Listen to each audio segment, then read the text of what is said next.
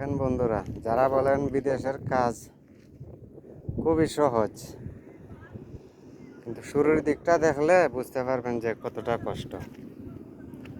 এই যে এগুলা বাংলাদেশের মাটির মতো না, সব কিন্তু পাথর। দেখছেন কত পাথর উঠাইছে। এখন নিচে ঢালাই করব, কইরা কলম হারা করব, তারপর বিল্ডিং এর সিস্টেম হইব। দেখছেন এই যে সবগুলা পাথর।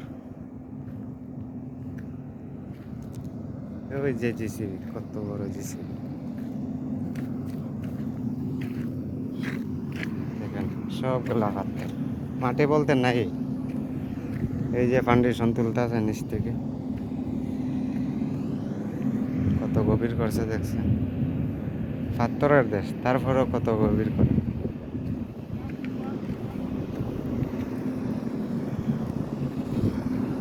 দেখেন একদম পুকুর বানাই লইব।